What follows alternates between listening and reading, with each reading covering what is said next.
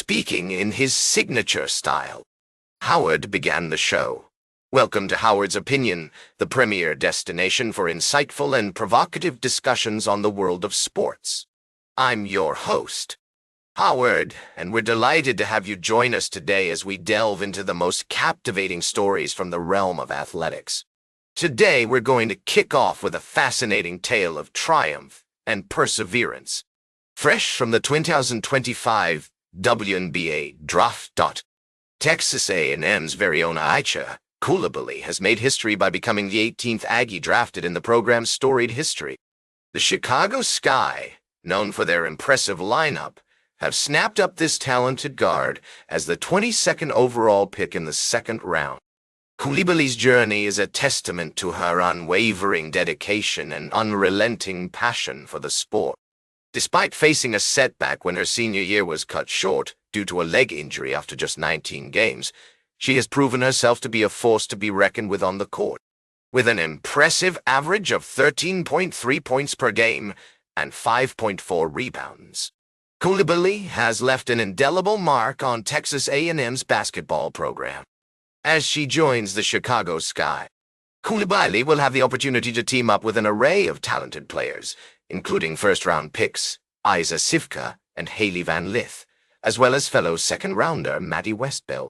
The competition for a spot on the Sky's roster will undoubtedly be fierce, but Coulibaly's skills, coupled with her determination and growth as a player, make her an excellent addition to the WNBA.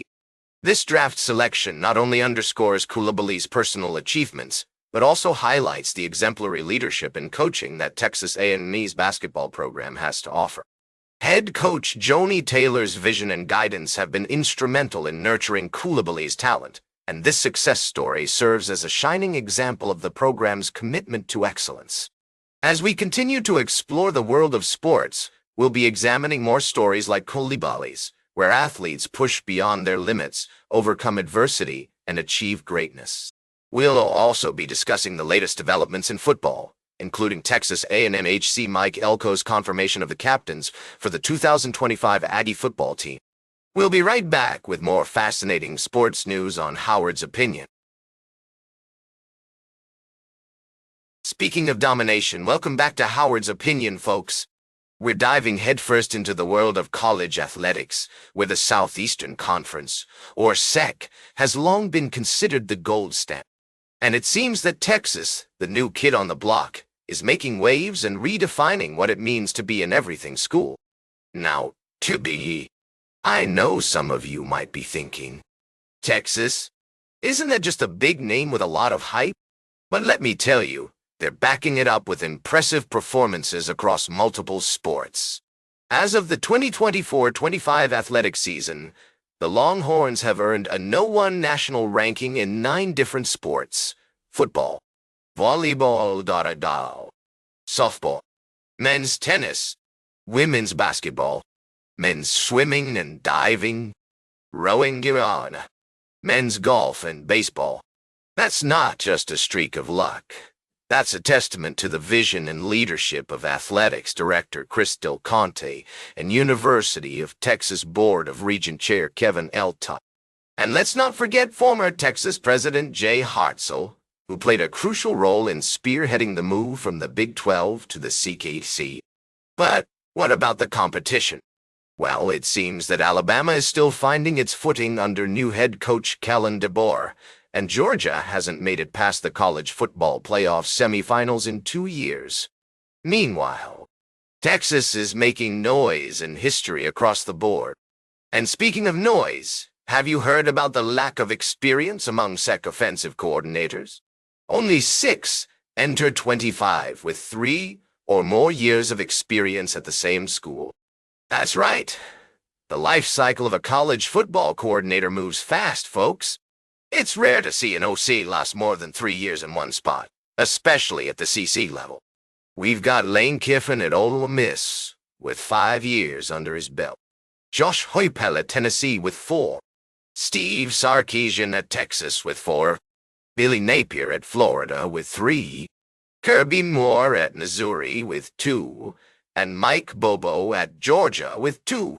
These are the only 6 play callers in the SEC to be entering year 3 or more. It's a revolving door, folks, and it'll be interesting to see how these coordinators perform in the upcoming season. Will Texas continue its dominance? Can Alabama find its footing?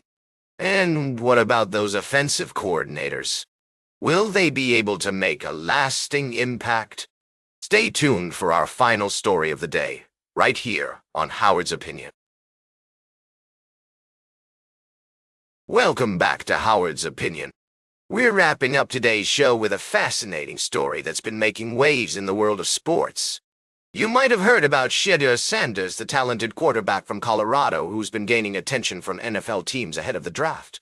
Well, it seems like the New York Giants are taking a closer look at him, and I've got to say, this is an intriguing development. According to reports, the Giants have scheduled a workout with Sanders in Boulder, Colorado, just a week before the draft. Now, you might be thinking, but Howard, didn't the Giants already sign 2 veteran quarterbacks? And you're right, they did. Russell Wilson and Jameis Winston are both on board, but it's clear that the team is still looking for a young quarterback to develop and build around. I think this is a smart move by the Giants. Sanders has shown tremendous potential in college, and he's got the kind of talent that could make him a franchise quarterback.